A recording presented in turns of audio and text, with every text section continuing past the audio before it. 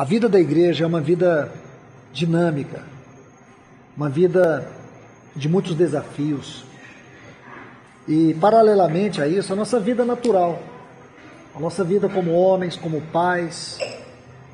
Se existe algo que nós carecemos, é de amizades profundas, relacionamentos profundos.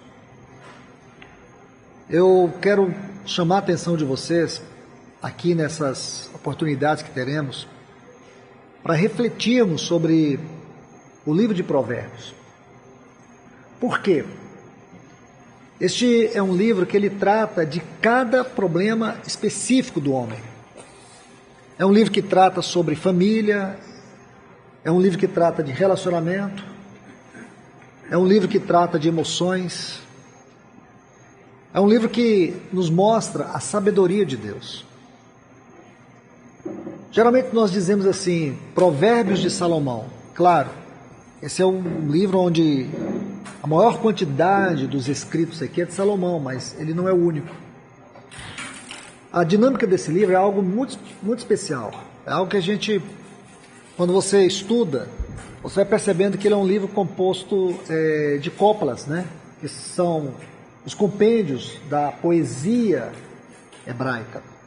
E entender essas coplas, entender essa linguagem poética, a gente vai percebendo uma sabedoria que ela não é desse mundo. Ela não é uma sabedoria dessa terra. Ela é uma sabedoria divina. A gente não vê, em muitas oportunidades,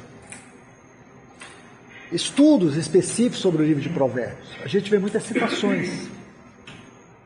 Mas, na verdade, esse é um livro que ele requer, sim, uma exposição mais minuciosa, mais detalhada, porque a sua riqueza é muito grande. E quando você percebe o caminho que o Senhor escolheu para poder nos revelar sua sabedoria, e abrangendo todas as áreas da nossa vida, como eu disse, as áreas específicas, quer seja trabalho, quer seja família, quer seja a nossa vida interior, nosso coração, nossos afetos, nós vamos encontrar aqui uma sabedoria vertical, uma sabedoria que vai além desse mundo. E se eu buscasse 3 palavras para definir esse livro, eu buscaria sabedoria, conhecimento e discernimento. São as 3 palavras que formam os pilares. É como se eu dissesse assim para vocês. Esse livro ele está fundamentado sobre 3 pilares. Quais? Sabedoria, conhecimento e discernimento. Talvez aí no decorrer da exposição eu fale um pouco sobre o significado dessa palavra sabedoria do ponto de vista da revelação de Deus, o conhecimento do ponto de vista da revelação de Deus, que é o discernimento do ponto de vista de Deus. Porque nós precisamos dessa sabedoria do alto. Porque se nós não buscamos essa sabedoria, nós vamos fracassar. E quando você olha e você consegue assim, colocar nome nos seus fracassos, você vai ver que nós fracassamos porque nós nos perdemos na sabedoria espiritual, no conhecimento espiritual e no discernimento espiritual. Essas 3 palavras, elas revelam, ou elas dão os nomes dos nossos fracassos. Como a gente precisa, irmãos. Porque nós, funcionando no nosso normal, na nossa vida normal, como homens, nós não temos condições de sobreviver, de chegar a um determinado momento da sua maturidade e olhar e dizer assim, eu consegui vencer em todas as áreas da minha vida. Por nós nunca. Por isso que a Bíblia não nos dá homens como modelo, a Bíblia nos dá Cristo como modelo, porque ele foi o único homem que não falhou. E aqui nesse livro, Cristo ele é revelado como sabedoria. A sabedoria aqui, ela é uma pessoa, está lá no capítulo 8 de Provérbios. E a sabedoria talvez seja a palavra mais elevada deste livro, sabedoria. Não sabedoria no sentido intelectual do conhecimento, mas a sabedoria como uma providência de Deus, como uma virtude de Deus, que é nos dada aqui nesse livro. Bom, como eu disse para vocês, eu vou até citar aqui na minha sinopse, para a gente andar rápido, para vocês perceberem a grandeza desse livro. Então, vamos lá. O objetivo deste livro. O objetivo desse livro é tratar cada grupo demográfico específico ou imaginável e oferecer soluções, oferecer um caminho, oferecer uma saída para todos os problemas da vida. Porque aqui nesse livro você vai ver que os escritores, como eu disse, não é só o Salomão. Daqui a pouco eu falo sobre eles. Os escritores desse livro, eles vão discutir as circunstâncias da nossa vida, ou cada uma das circunstâncias que nós passamos e enfrentamos. E os temas, como eu acabei de dizer, envolve trabalho, envolve sexo, envolve dinheiro, envolve casamento, envolve amizade, envolve família, envolve dificuldades, envolve conflitos, envolve a velhice, envolve pecado, envolve perdão. São os temas deste livro. Então eu digo para vocês, é um livro simples de estudar? Nunca. Nunca. Para poder torná-lo mais dinâmico e aproveitando este livro da melhor maneira possível, nós vamos ter um pano de fundo, e o pano de fundo é o livro de Jó. Porque tanto Provérbios como Jó são livros que dentro da bibliologia estão na classificação dos poéticos. O diferente a diferença que existe entre Jó e Provérbios é óbvio. É que em Provérbios, em Jó, nós vemos a história contada em prosa e também em um poema. Porque o tema do livro de Jó é o trabalho de Deus por meio do sofrimento. Agora, o livro de Provérbios vai nos contar não história, mas ele vai trabalhar minúcias, essas coplas, que é dividida em vários pontos, talvez aqui eu diria em torno de 5 coplas, agora eu cito para vocês. E aí você vai ver, e aqui nós nem podemos entrar, por quê? Porque eu creio que demandaria muito tempo vendo essas coplas, e aí eu creio que isso não é tão interessante, porque isso é mais teológico, e para fazer um estudo desse, não teríamos aqui o tempo suficiente, certo? Mas agora eu falo um pouco sobre isso rapidamente para vocês, só para vocês terem uma ideia da maravilha deste livro de Provérbios. E também não é meu objetivo aqui esgotá-lo, porque eu não conseguiria, demandaria muito tempo. Então, aqui o que nós vamos perceber? Nessas poesias ou nessas coplas que existem aqui em Provérbios, nós vamos pegar alguns pontos para poder tratar, tendo o livro de Jó como pano de fundo e fazer aplicação para a nossa vida. Então vamos lá. Quem escreveu Provérbios? Aí nós temos o livro dividido em 6 partes. Vamos lá. Do capítulo 1, versículo 8, temos a introdução, depois, a partir do versículo 8 até o versículo 9,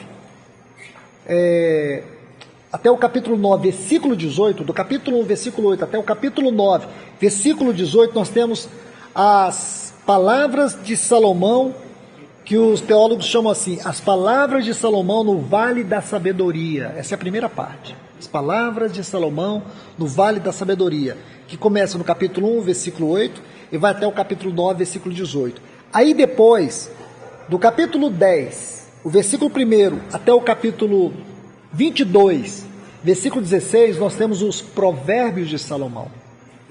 Aí a terceira parte, do capítulo 22, o versículo 17 até o capítulo 24, versículo 34, se você abrir aí no capítulo 22, versículo 17, você vai ver lá, Provérbio dos homens sábios. Então nós não temos os nomes desses homens. Provérbios dos homens sábios, é a terceira parte desse livro. Aí depois, do capítulo 25, versículo 1 até o capítulo 29, o versículo 27, nós temos os Provérbios de Salomão, que foram coletados pelos homens de Ezequias. Está escrito lá, certo? esta é a quarta parte desses provérbios. A quinta está no capítulo 30, o versículo 1 até o versículo 33. É os provérbios que vai contar a sabedoria de Agur.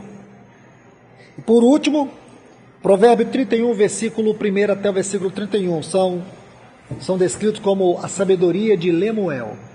Então aqui está toda a divisão do livro de provérbios.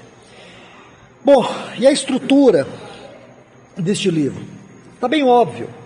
A estrutura desse livro se limita à sabedoria de Deus, à sabedoria divina. Os conselhos práticos do ponto de vista de Deus dentro de uma dimensão vertical. Isso é muito importante. Os conselhos espirituais, os conselhos divinos dentro de uma dimensão vertical. Por que é importante essa frase, dimensão vertical? Porque hoje a tendência natural de todas as pessoas, até de muitos cristãos, é viverem dentro de uma dimensão horizontal. É muito comum hoje as pessoas buscarem terapias. Eu entendo por um lado, mas eu não me convenço disso, irmãos. Respeito porque a gente tem que respeitar. Mas eu acredito que se os cristãos tivessem uma disposição, fé, devoção, para se submeterem a essa dimensão vertical da sabedoria de Deus, eu creio que isso faria a maior diferença na vida delas. Eu conversava com uma irmã que ela é psicóloga, muito querida essa irmã, e ela tem me falado, foi semana retrasada, nós nos encontramos numa conferência, então ela estava me dizendo da grande procura que ela tem tido nesse tempo, como uma profissional da área, para ajudar pessoas ansiosas, deprimidas, com compulsões, com feridas da alma e assim sucessivamente. E ela me disse que 80% dos clientes dela são cristãos. Irmãos, eu não estou aqui fazendo nenhuma crítica, mas para mim não faz sentido estudar de uma maneira honesta um livro como esse e ignorar essas verdades aqui. Porque aqui nós encontramos conselhos práticos com uma dimensão vertical. Aqui nós vamos encontrar as revelações de Deus por meio de uma poesia. E para mim, essa poesia, ela enaltece essa revelação de Deus na sua palavra. Não é uma coisa comum, é incomum. E eu até dizia para essa irmã sobre esses pontos. Aí ela me falava sobre essa linha tênue que ela precisa entender. Até que ponto ela, como uma profissional da área da psiquiatria e como uma cristã que tem convicções espirituais, de saber que mesmo com todo o seu conhecimento científico, esse conhecimento acadêmico que ela adquiriu, ela sabe que ela é totalmente limitada para poder entender as implicações dos afetos humanos. E ainda tem que admitir que a sua necessidade de se aprofundar na palavra é que faz toda a diferença quando ela tem a disposição de ajudar alguém. Achei muito lindo o que essa irmã me disse, porque essa é a grande verdade. Como esse conhecimento aqui, ele faz toda a diferença. Eu estava falando para você sobre as coplas. Pelo menos 4 tipos de coplas que existe aqui. A primeira é a contrastiva. Vou só citar, irmãos, não vou nem entrar nesse detalhe, nem nos exemplos aqui eu vou entrar. A segunda copla é a completiva. A terceira copla é a correspondente. E a quarta copla é a comparativa. Essas coplas, essas poesias, elas são divididas aqui dentro desse livro. Se você estudar todo o livro de Provérbios, você vai encontrar 4 tipos de coplas. Cada uma delas vai nos mostrar o método de Deus. E essa linda forma de linguagem da poesia hebraica, algo que nós não temos no nosso idioma, no português. A poesia hebraica é uma poesia de uma grande profundidade espiritual. Então, esse é um ponto que eu preciso passar rápido com você para que a gente possa entrar já na questão da exposição. E aqui eu já quero começar sobre as 3 mensagens centrais do livro de Provérbios. 3 mensagens centrais. O livro de Provérbios nos exorta assim: faça as coisas à maneira de Deus e você poderá ser vitorioso em cada esfera da sua vida. Vamos parar aqui. Faça as coisas. Essa é a exortação. Essa é uma mensagem. Este é um ponto importantíssimo do livro de Provérbios, que nos ensina na vida prática. Faça as coisas à maneira de Deus. Se você lê todo o livro de Provérbios, essa mensagem está realçada.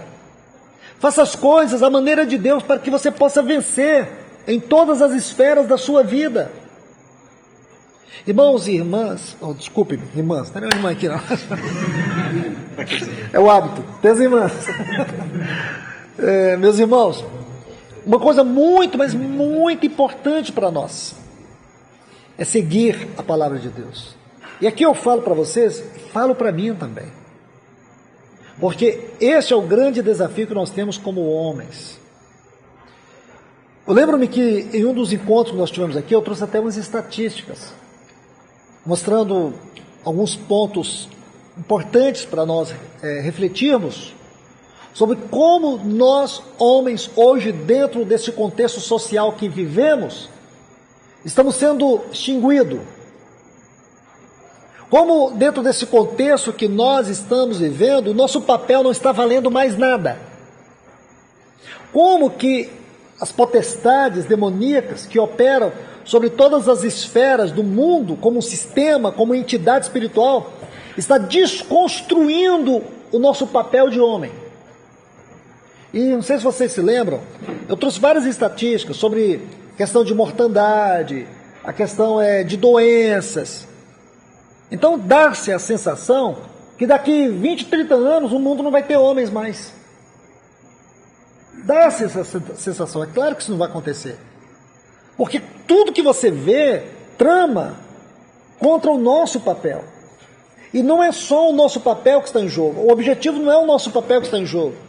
É a ordem que Deus estabeleceu para a criação e para a manutenção, isto é, para a sustentação da própria vida na terra.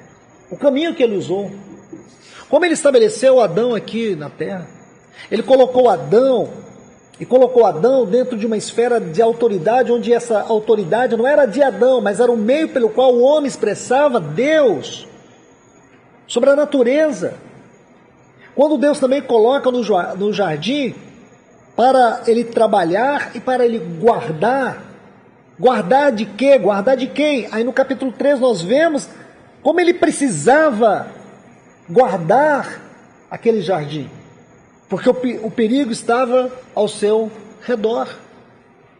Então nós vemos que a partir aí do capítulo 3, nós vemos que a escolha de Adão foi uma atitude extremamente profunda e precisa de análise. Como ele trocou o paraíso por uma mordida numa fruta. O que ele perdeu com tudo isso? E as consequências que vieram. Então, essas consequências, elas não podem ser vistas apenas do ponto de vista da pecaminosidade, mas do ponto de vista da responsabilidade do homem. Então, desde então, Satanás tem trabalhado, e hoje muito mais, talvez como nunca, irmãos. Satanás trabalhou tanto para destruir o nosso papel, não apenas o nosso papel social, esse papel é espiritual. Mesmo no contexto da vida natural, esse papel não pode ser desmerecido. E hoje é o que Satanás faz, esse é o seu trabalho. Você pode ver nas mídias, você pode ver como Satanás está conduzindo em todas as coisas, exaltando a posição da mulher, diminuindo a posição do homem. Eu fiz até uma ironia, eu lembro na época. Você vê a lei Maria da Penha, mas você não vê a lei do Zé da Penha. Hoje tudo conspira contra o homem. E nós estamos nos tornando, daqui um pouco, uma raça em extinção. É assustador dizer, mas parece que vamos chegar um dia que você vai ter vergonha de ir lá no seu trabalho dizer que você é casado com uma mulher. Vai chegar um dia que alguns homens terão vergonha de dizer que são homens. Você é homem. E aí a pessoa parece nem ter coragem de dizer. Eu ouvi de um irmão que ele diz que, fazendo parte de uma reunião de diretoria da empresa que ele trabalha, uma empresa muito grande, e que o diretor de recursos humanos, em um momento da sua exposição, disse assim: hoje eu recebo 10 currículos, e quando eu vou separar para escolher uma pessoa, a primeira questão que eu olho é se é homossexual. Começa por aí. Se é homossexual, opa, ele já tem grande probabilidade de assumir uma posição. Então, ele me trouxe isso. E se você olhar, é justamente, o mundo está caminhando para isso. Nós temos que admitir, não adianta ficar escondendo de trás da sombra. Isso é verdade. Essa é uma realidade. Isso é maligno. Isso é potestade. Paulo fala sobre isso em Efésios 6. Os dominadores deste mundo tenebroso, aquilo que no texto grego chama de cosmocratos. Espíritos malignos que atuam dentro de todas as esferas do mundo como um sistema. Então isso é muito sério. E nós precisamos hoje refletir nossa vida à luz da palavra de Deus. E aqui está: faça as coisas à maneira de Deus. Faça as coisas dentro do padrão de Deus. Nós precisamos entender que o nosso padrão é Deus, não é o mundo. Como cristãos, muito mais, porque o nosso padrão é celestial, não é terreno. Porque se nós começarmos a fazer concessões, se nós começarmos a termos que admitir, porque a sociedade está mudando, e os especialistas dizem assim: até 30 anos atrás, uma sociedade, ela levava de 30 a 40 anos para mudar. Isso falando de 100 anos para cá. Hoje, a sociedade, ela está mudando num período de 5 anos. No atual momento, está levando até 2 anos para ter uma mudança de comportamento social. Nós podemos dizer assim, irmãos, nós vamos aí talvez para 3 anos, me corrijam, para 3 anos dessa pandemia. De 3 anos para cá, nós estamos numa outra esfera de sociedade. Os comportamentos mudaram. Visão de trabalho mudou, visão de família mudou, visão de sociedade mudou. Agora você pode imaginar que talvez de um ano para outro, a sociedade já seja outra, as coisas de uma maneira degradada, elas vão evoluir. Porque a questão não é que a sociedade muda, é que ela nunca muda para melhor, ela sempre muda para pior. E sempre que ela tende a mudar para pior, a primeira coisa que você pode perceber que se exclui é Deus. É o padrão de Deus. E a igreja, para ela ser aceita, para que ela tenha progresso, para que ela se torne conhecida, para que a sua mensagem se torne eficaz entre aspas, ela precisa se aculturar, ela precisa se moldar, ela precisa se permitir viver dentro de uma sociedade que aceita e que não a repele. A mensagem precisa ser mais agradável, a mensagem precisa ser mais contextualizada com o mundo. É isso que Satanás está fazendo, irmãos. De maneira que você não ouve mais os pregadores pregando com veemência, pregando como os profetas pregavam, pregando como os pais da igreja pregavam.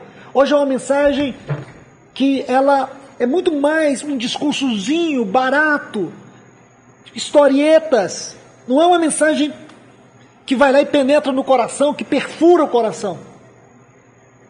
Porque tudo isso hoje, irmãos, é um trabalho satânico. E o grande ponto que eu chamo a atenção de vocês não é ver o que Satanás está fazendo no mundo. O mundo jaz do maligno.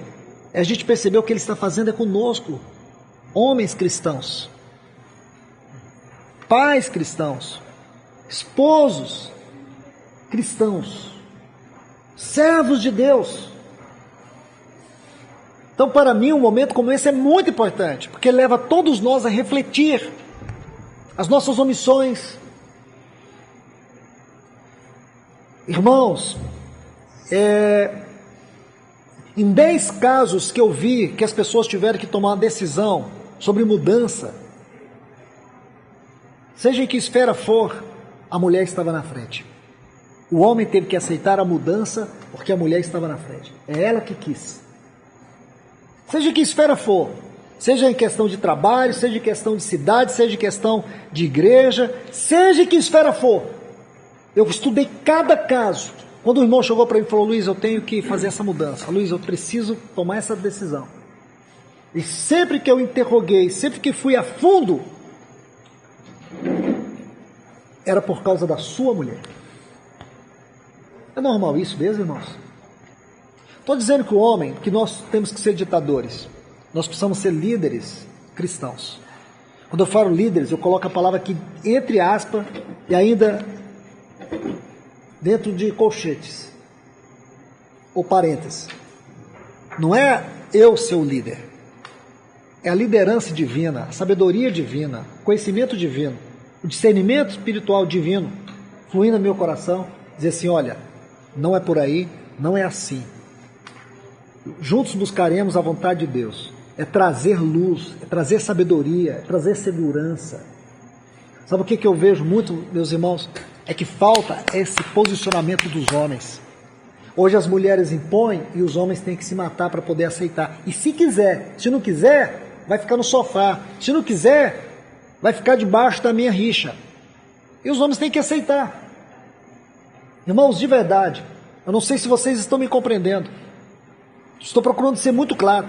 Hoje é visível. Você vê que o posicionamento das mulheres constrange os homens a fazer o que elas querem. Não é fazer o que o homem quer, nem fazer o que a mulher quer. É a vontade de Deus, gente. Entende? É a falta de contentamento no Senhor. Aí às vezes o homem tem que trabalhar 2, 3 vezes mais. Por quê? Porque a mulher, ela quer que ele dê para ela o que ela quer. Porque agora ela entendeu que precisa usar Mary Kay. Então o cara tem que se matar para poder oferecer Mary Kay para a mulher. É uma ironia, gente, mas é por aí. Então isso é muito sério, irmãos. A falta de liderança espiritual, a falta de direção, a falta de segurança, a passividade. Isso precisa ser corrigido na nossa vida, irmãos. Como homens, isso precisa ser corrigido na nossa vida. Eu sei que não é fácil. Eu sei que não é fácil. Mas eu creio que nós precisamos começar por esse ponto aqui. Não é pelo casamento, é por esse ponto aqui. Uma das questões que tem me constrangido a estudar provérbios com vocês é o quanto isso na minha vida eu vejo que tem feito diferença. E o quanto tem feito diferença ter esse livro como uma ferramenta para encorajar irmãos, para ajudar os irmãos. A grande sabedoria desse livro é algo muito especial. E aqui, nesse primeiro ponto, faça as coisas à maneira de Deus. Tenha Deus como padrão na sua vida, como um homem. Como um homem. Como homem, o que eu coloco para você? É você ver como Deus sempre tratou com os homens. Porque a maneira que Deus sempre tratou com os homens na Bíblia mostrava quem Ele era, ou quem Ele é. Em cada circunstância, quem de fato Ele é. Como Ele faz as coisas. Como as coisas precisam ser resolvidas, precisam ser realizadas. Esse é o padrão de Deus. Esse padrão ele vai de Gênesis a Apocalipse. Porque nós estamos vendo, irmãos, e isso também é fato, uma mudança no comportamento masculino dos nossos dias. Se vocês olharem aí, vocês podem ver que os rapazinhos aí de 14, 15, 16, 17, 18, 19, 21, na grande maioria no mundo, hoje eles estão assim com uma conduta muito afeminada. Não estou falando de homossexualismo, tem nada a ver. Afeminada, leves demais, femininos demais. Não estou falando de homossexualismo, gente. Você pode ver isso. Existem estudos hoje que chegam a apontar que uma das causas disso está na alimentação, nessa coisa toda, né? Por isso que eles falam homem Nutella. Eles falam que esse tipo de componentes químicos e muito desse produto, eu não acredito, irmão, para mim isso é espiritual. Até eu lembro que no último encontro que nós tivemos aqui, eu até trouxe para vocês uma pesquisa que foi feita na Inglaterra, perguntando para as mulheres o que elas mais sentiam falta como mulheres. A resposta foi: homens. Está faltando homens. Hoje os homens estão muito passivos, muito delicados demais. E a gente que foi formado lá atrás é diferente. A gente levava dura da mãe porque estava com a unha suja de areia, de terra, né? E realmente a gente tinha que lavar, esfregar. Hoje a gente convive com jovens aí que nunca colocou o pé no chão, não é? Nós estamos vivendo numa sociedade, isso foi um estudo feito no Japão que eu vou citar agora, o alto índice de suicídio de jovens no Japão e na Coreia do Sul é altíssimo. Então pesquisadores se debruçaram sobre isso. É um fenômeno. A quantidade de suicídio entre jovens de 14, 15, 16 anos. E o estudo aponta que uma das causas que eles conseguiram detectar é que os jovens dessa geração não sabem lidar com problemas. Porque eles descobriram que grande parte desses jovens que suicidavam, eles estavam vivendo experiências emocionais ou relacionamentos frustrados. Porque se frustraram com relacionamentos.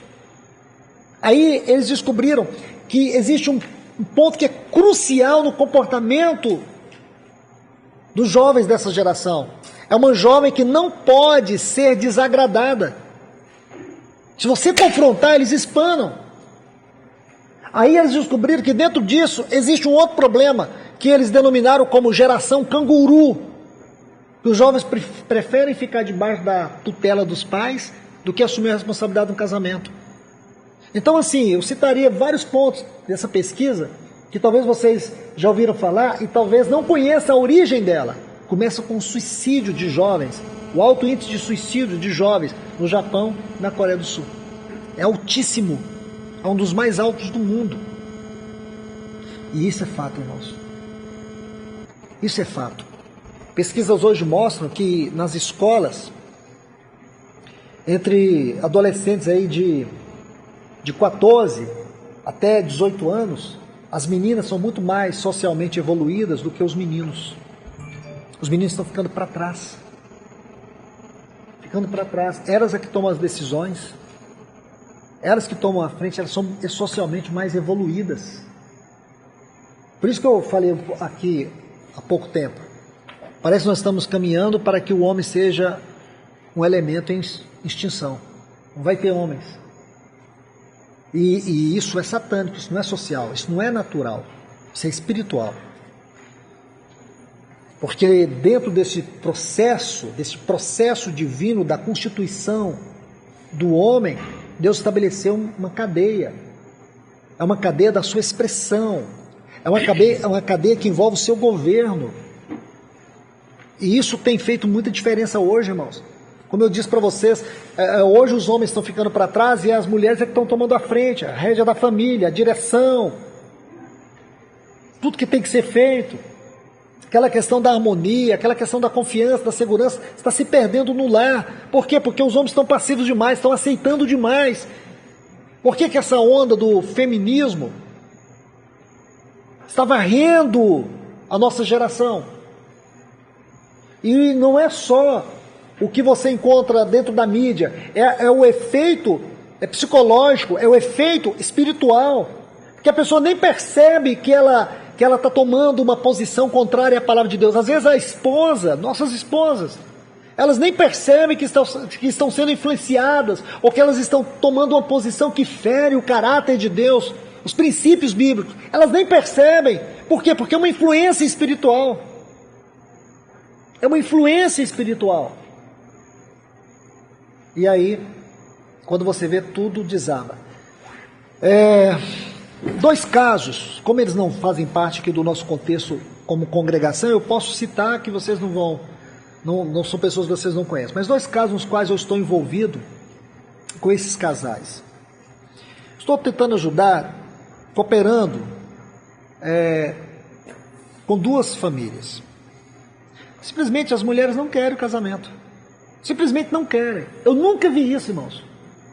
Eu creio que eu e tantos irmãos aqui somos de uma geração em que eram os homens que saíam de casa e as mulheres ficavam com os filhos. Na verdade, eu sou dessa geração. Meu pai saiu de casa e minha mãe ficou conosco. Ela cuidou dos 6 filhos. Isso era muito comum na nossa geração. Hoje é o contrário. Hoje os pais estão lutando pelos filhos. Como o irmão me disse 2 meses, que ele chegou para a esposa dele e falou assim: eu te dou todas as empresas, eu coloco tudo no seu nome. Ele é um irmão muito rico. Eu coloco tudo no seu nome. Eu só te peço que eu quero meus filhos, só me dá meus filhos. Não toma eles de mim, não. É isso que está acontecendo hoje. É esse o efeito espiritual que eu estou falando para vocês hoje, irmãos. É muito sério. Eu nunca esperei viver esse tempo. O outro caso também da mesma forma. Onde a esposa chegou e disse: não quero mais. Eu quero viver minha vida. Já vivi demais. Não quero esse casamento. E eu perguntei para a esposa: você estou tudo, Luiz. Eu faço o que ela quiser, para que nós não deixemos os nossos filhos serem criados, ser um padrão de família. A esposa deu as costas. Nunca esperei viver esse tempo, ou como nós estamos vivendo. Então, essa é a influência que eu falo para vocês. É uma influência que ela tem um efeito psicológico e espiritual. Porque ela age na espiritualidade, mas ela age também nos afetos, na psique. Ela age na vida espiritual da pessoa, mas também ela tem um efeito que nasce aqui, na sua psique, na sua alma, no que sinto, no que penso, no que quero. Mente, vontade e emoções. Então, meus irmãos, esse é o ponto. Mas o que vai nos ajudar? O que poderá nos ajudar, nos socorrer nesta hora? Esse primeiro ponto que eu falei para vocês. A primeira mensagem de Provérbios: faça as coisas à maneira de Deus, porque é a única forma de você prosperar. É a única forma. Padrões do mundo não nos servem. Psicologia do mundo não nos serve. Ensinamento do mundo não tem nada a ver conosco. O nosso ensinamento, ele é espiritual, ele é bíblico. Essa sabedoria com a dimensão vertical que eu falei para vocês. E a segunda mensagem de Provérbios é: ignore a sabedoria de Deus e você fracassará. Ignore a sabedoria de Deus e você fracassará. Porque o que é contundente dentro da mensagem de Provérbios é esse chamado para o alto. Porque quando você lê, você se envolve com os trocadilhos, como eu disse, essas coplas, né? Quando você estuda cada uma delas, ou a linguagem delas, a gente acha bonito citar. Essas mensagens, elas não foram feitas só por citação. Eu gosto muito de usar Provérbios numa outra linguagem. Quando eu preciso de alguma interpretação da Bíblia, eu busco em Provérbios. Quando você vai, por exemplo, estudar Mateus capítulo 25, estudar sobre a lâmpada. Aí lá em Provérbios 27 vai dizer que a lâmpada é o espírito do homem. Olha que lindo quando você usa o livro de Provérbios como um livro que interpreta. Então esse livro, ele é um livro de profundidade espiritual. Profundidade espiritual. Ele é um livro que foi escrito por um homem que ele conheceu o céu e o inferno na experiência da sua vida. Um homem que teve um profundo desvio espiritual. Um homem que realmente, ele experimentou tudo. Ele experimentou fama, ele experimentou riqueza, ele experimentou satisfação na sua carne, ele experimentou muito do mundo, de honras. Um homem que foi tremendamente admirado. Um homem que se envolveu com magia negra, um homem que se envolveu, não fala dos outros, fala de Salomão, porque é o único que nós conhecemos aqui a história dele. Se envolveu com magia negra, se envolveu com construção de templos satanistas, como ao deus Camus, que aceitava sacrifício de crianças. Então Salomão foi um homem que ele conheceu as esferas profundas das trevas. E aí, esse homem, ele nos dá essa entrega, essa consagração. E por meio dele Deus fala. Então nós podemos ouvir aqui uma sabedoria do alto. Se você ignorar a sabedoria de Deus, você fracassará. Porque Salomão, você sabe muito bem, foi a partir da sua história, dos seus fracassos, que se abriu um caminho de desvio em Israel. Porque logo a seguir o seu filho Roboão, no governo dele, no reinado dele, a nação se divide em dois reinos. Reino do norte, com a capital em Samaria, Reino do sul, com a capital em Judá, duas tribos, Judá e Benjamim. E assim há essa grande divisão, uma divisão que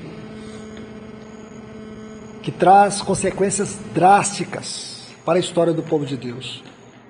Mas mesmo assim, as consequências de tudo que Salomão cometeu não deixou Deus de braços cruzados. Ele se manifestou por meio de um remanescente, que nós vamos estudando, dentro do livro de Jeremias, depois Ezequiel, Daniel, Ageu, Zacarias, Malaquias, e nós chegamos no Novo Testamento.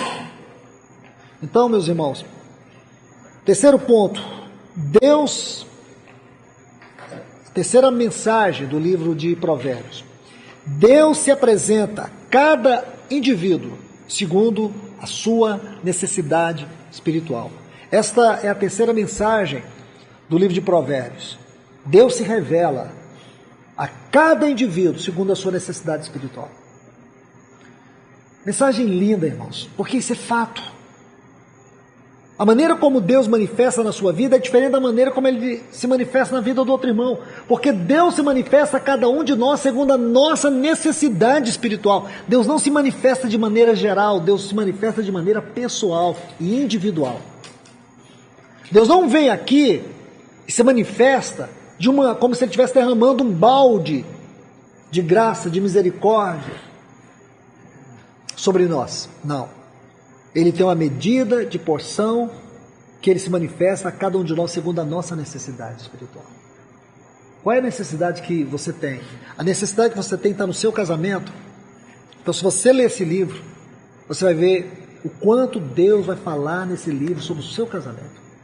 Você vai ler sobre dinheiro, vai ler sobre falsidade, vai ler sobre disciplina, mas você vai ver que dentro da necessidade que você tem nesse livro, Deus vai falar alto. A necessidade que você tem nesse livro é uma dificuldade moral. Você tem um distúrbio moral, você tem uma dificuldade moral que te aflige, que é um cativeiro, que te limita, que te expõe, que tenta destruir sua devoção, seu amor, que te coloca debaixo de uma culpa, que te coloca no chão. Nesse livro, você vai ver que dentro dessa necessidade Deus vai falar ao seu coração. Então leia Provérbios, procurando essa revelação de Deus, segundo a sua necessidade.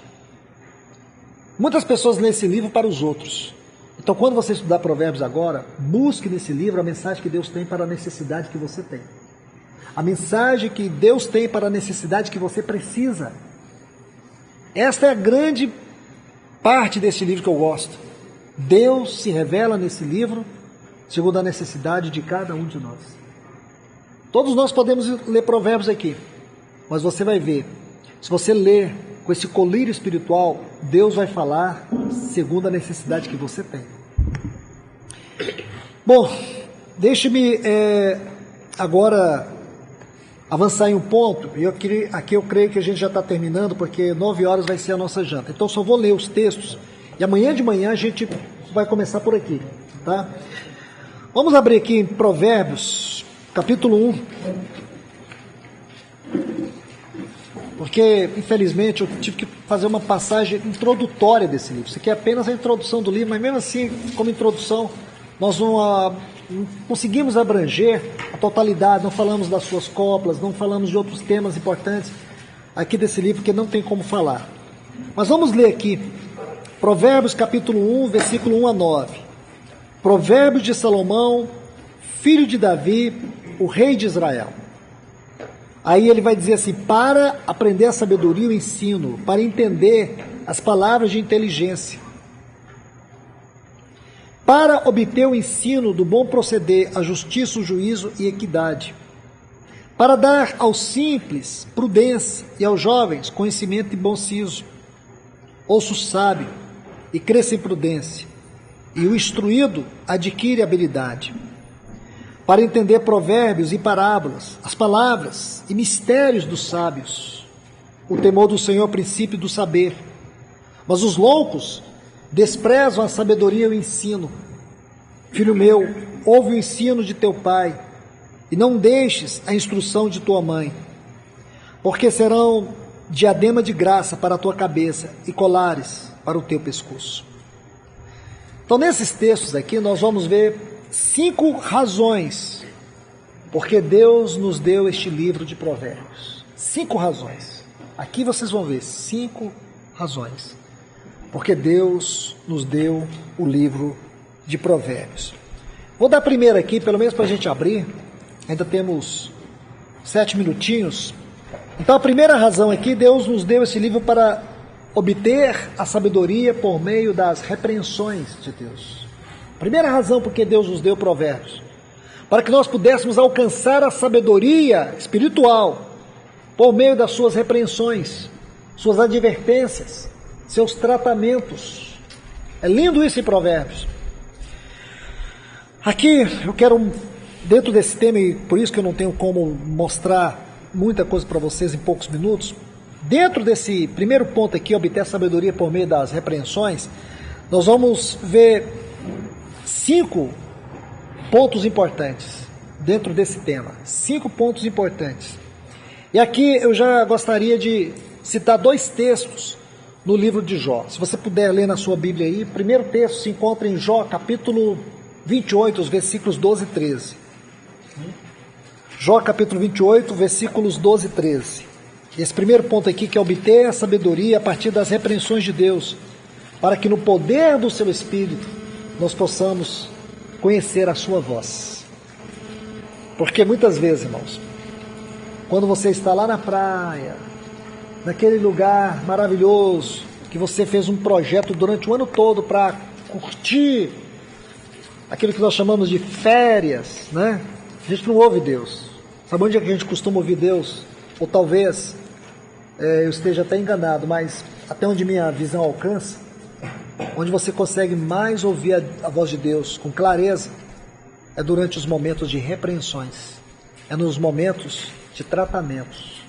É aí que você consegue ouvir a voz de Deus clara, certo?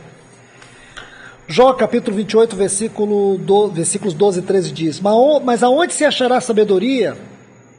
Onde está o lugar do entendimento? O homem não conhece o valor dela, nem se acha ela na terra dos viventes. Está vendo o que Jó está dizendo? Jó está dizendo para nós aqui, nesse livro de Jó, nós estamos vendo que essa sabedoria você não encontra aqui na terra. Não estamos falando de sabedoria no sentido natural, intelectual, acadêmico da palavra. Nunca estude, leia o livro de Provérbios encontrando a palavra sabedoria e limitando ela a conceito secularizado. Nunca, irmãos. Essa sabedoria é uma sabedoria elevada. Sabedoria do ponto de vista da dimensão vertical. Sabedoria do trono de Deus. O outro texto de Provérbios, ainda no capítulo 28, olha o versículo 28, está assim: E disse ao homem: Eis que o temor do Senhor é a sabedoria, e o apartar-se do mal é o entendimento. No texto hebraico, essa palavra entendimento, e nós vamos ver isso mais em Provérbios, sempre fala de uma vertente da sabedoria, que em Provérbios é como se fosse 2 vias que andam juntas, elas não estão na contramão, 2 vias de mãos juntas. Sabedoria e entendimento. Se vocês lerem esse livro de capa a capa aí, Provérbios, do primeiro ao último capítulo, vocês vão ver que sempre, ou quase sempre, a palavra entendimento está do lado da palavra sabedoria. E sabe o que no hebraico a palavra entendimento fala? Discernimento. Pessoal, irmãos, eu digo para vocês, a gente vai gastar um pouquinho meditando nessas 2 palavras. Aliás, tem uma terceira aqui, que é o conhecimento. Mas essas duas em especial, porque como que nós cometemos falhas? Já aconteceu com você? De às vezes uma discussão com a esposa, um problema com o filho, uma situação conjugal, e depois você parar e falar, meu Deus, situação pequena. Foi uma pontinha de um problema que virou uma montanha, que você talvez tenha mais dificuldade de consertar. E você olha para trás e fala, como é que eu consegui fazer esse estrago tão grande? E o pior é que é uma situação onde o seu julgamento diz para você, pior que você está certo. Pior que você está certo. E você vai analisar a luz da Bíblia, você vai dizer, não, a luz da Bíblia eu estou certo, quem está errado é ela. Aí, mas só que lá no seu subconsciente o Espírito Santo vai dizer assim, você está certo, ela está errada, mas você está levando um mau prejuízo. Porque o caminho que o diabo vai entrar, ele vai te atingir. E o dano é maior. Aí você pensa, mas então o que eu faço? Nessa hora, nossa mente trava. Porque você fica perdido, aí você fica confuso. Aí você entra em desespero. E por que entramos em desespero? Porque nos falta isso, chamado discernimento. Que a Bíblia chama em 1 Coríntios capítulo 12 de discernimento espiritual. Isso não é algo que se adquire numa faculdade teológica. Você pode ler todos os livros do mundo, você nunca vai adquirir isso. Isso é uma virtude do alto, como a sabedoria, a virtude do alto. E não adianta você buscar sabedoria se você não entende que o oposto dela em Provérbios é tolice. Não vamos ter tempo de falar sobre isso, mas seria tão bom se a gente pudesse falar sobre os paradoxos. O paradoxo de sabedoria em Provérbios é tolice. E de discernimento, de entendimento, é ignorância. Não vai dar para a gente falar sobre isso aqui, mas é muito importante vocês meditarem sobre esses opostos no livro de Provérbios. A gente lê os textos que falam do tolo, e você vê, meu Deus, quantas vezes eu fui tolo. Quantas vezes eu fui tolo. Porque vai chegando um momento que o discernimento vai dizendo para você, é melhor você não querer levar vantagem da sua posição, mas discernir o espírito que está por detrás dessa discussão, desse problema. Porque aí o discernimento vai manter você no equilíbrio. Que na hora a sua carne vai... Você está perdendo, levanta a voz, grita, bate o pé, mostra que é você que paga as contas, mostra que você que é homem. E muitas vezes a gente nesse rompante, talvez não com essa linguagem, não com essas atitudes, mas com outras. A gente se impõe e depois quando termina tudo você fica no prejuízo, você perde a paz dentro do seu casamento, no seu lar, você provoca um ambiente ruim e você fica confuso. E por que a gente fica confuso, irmãos? Porque nos falta essa virtude divina chamada discernimento. Porque se eu e você temos, eu tive uma experiência esses dias.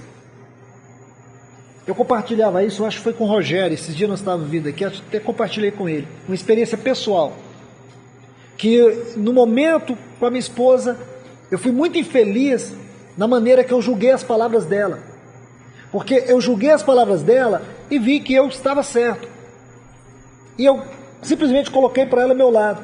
Aí ela falou assim, enfim, ela ficou muito chateada, eu fiquei chateado com ela ficou chateada comigo. Mas o que é mais maravilhoso nisso, no momento que eu orei, o Espírito Santo foi e me mostrou justamente esse ponto que eu estou falando para vocês. Se eu tivesse exercido o discernimento na medida certa, eu ia ouvir ela e falar assim, tá certo, tudo bem, ok, amém. Pronto, porque o que ela falou não mudaria nada na história. Não ia iluminar meu caminho, não ia causar nada. Ela simplesmente colocou a opinião dela, que eu achei que a opinião dela sobre aquele ponto estava equivocado. Mas o que eu fiz? O que todos nós fazemos? A gente protege o território nosso território, nossas defesas. Só que nesse caminho, porque depois quando eu fui orar, então quando a gente vai orar, a gente não costuma falar assim, Senhor, eu sou do meu coração, o Senhor perdoa meus pecados, mas a gente não dá nome pecado, né? A gente generaliza tudo. Porque é difícil você falar assim, Senhor, perdoa a minha vontade carnal que eu tive de fazer isso, aquilo, a gente dá nome, geralmente a gente não dá nome para os nossos pecados. O que a gente faz? A gente quase escreve um papel, né? Escreve um papel e fala, Deus, lê aí que eu vou dormir. Sério, eu morava com um amigo no quarto e um dia eu deitei na cama dele. Eu deitei na cama dele porque eu dormi em cima, dormi embaixo, eu estava com tanta preguiça que eu falei assim, posso deitar na sua cama só 5 minutos quando você está estudando? Ele falou, pode. Quando eu deitei, eu vi um papel lá pregado. Eu falei, o que é isso? Eu falei, é uma oração. Eu falei, que oração? A oração que eu faço para Deus todo dia. Eu falei, você ora isso aqui todo dia? Ele falou, não, eu deixei escrito aí, Deus sabe. Eu falei, eu espero que eu nunca seja um cara igual a você. Ele falou, Luiz, eu creio nisso. Eu falei assim, você pode crer. Você pode crer nisso, mas isso não é devoção. Mas nunca esqueci essa atitude do meu amigo. Ele deixou uma oração já escrita lá para Deus. E ele crê que Deus todo dia abaixa a cabeça ali, olha e fala assim, está certo, vou me lembrar. Quer dizer, reduzir Deus a uma insignificância. A gente muitas vezes faz isso até de outras maneiras. A gente precisa dar nome aos nossos pecados, irmãos. Eu sei, aqui tem muitos irmãos mais jovens, né? Mas e a gente não nasce pronto. Oxalá se nós já nascêssemos. Imagina, quando eu tinha 20 anos, eu tivesse a cabeça de 55 aqui. Era outro homem, né? Mas por quê? Por que que Deus permite que a gente cresça de maneira ascensional e parece lento? Por que que a gente demorar para aprender as coisas? E depois você olha para trás, e você fala, Deus, como foi possível isso? E uma das coisas de Provérbios que ele enfatiza é a importância da gente ouvir os mais velhos. E quem são os mais velhos? Aqueles que erraram mais à sua frente. Eles não são os irmãos mais experientes. Foram aqueles que erraram primeiro. Antes de você errar, eles já tinham errado, ó. E eles já estão com o coração mais quebrantado e arrependido. E geralmente os mais novos acham que os mais velhos querem dar lição de moral. Nós não damos lição de moral. Nós damos as lições dos nossos fracassos, que a gente não quer que vocês fracassem.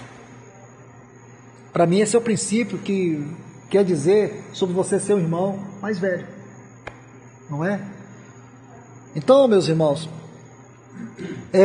a gente precisa fazer isso. Não é escrever a nossa oração e mandar Deus ler. É a gente dá os nomes. E aí, o que acontece? Quando você vai lá e fala, você está orando, o que o Espírito Santo faz? Ele vai dizer, opa, porque isso é devoção. É isso que é maravilhoso. Porque o Espírito Santo fala, mas você machucou o seu cônjuge. Só que você não vai ver que você machucou porque você está certo. É ele que está errado, é ela que está errada, é o seu filho que está errado, é a sua esposa que está errada. Eu sinto mais esposa e filhos porque nossos problemas, na sua maioria, se concentram nesse mundo aqui, né? É muito limitado o mundo onde nossos problemas mais acontecem. Então, quando você está diante do Senhor, o Espírito Santo que nos convence de todo pecado, ele vai dizer para você. Irmãos, eu digo para vocês, se essa é a nossa particularidade espiritual, a gente leva isso a sério, é inevitável que o Espírito Santo não nos convença. Ele vai convencer. Aí o Espírito Santo vai lá e te convence. Ele vai te mostrar como é que você quer hoje deitar no seu travesseiro, pôr sua cabeça e dormir em paz, sendo que você errou.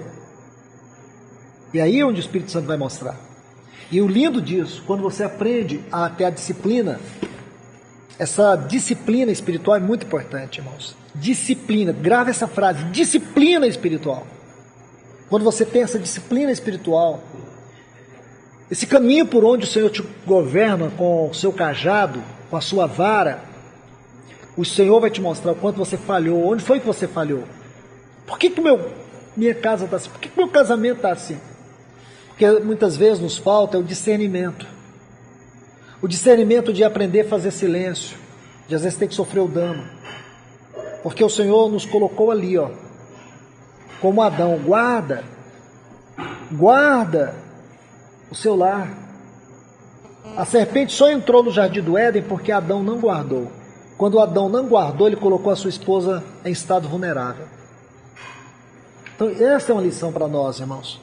Por isso essa palavra discernimento é tão importante, porque o discernimento é que nos ajuda, é o discernimento que é o nosso freio, é o discernimento que vai nos mostrar a esfera não emocional, mas a esfera espiritual por detrás das nossas emoções, ou das emoções da nossa esposa, ou dos nossos filhos.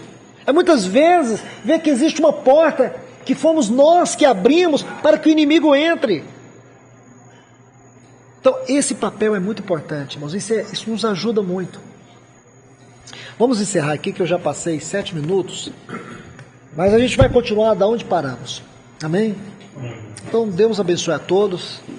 Se um dos irmãos aqui puder conduzir-nos em oração, fica à vontade.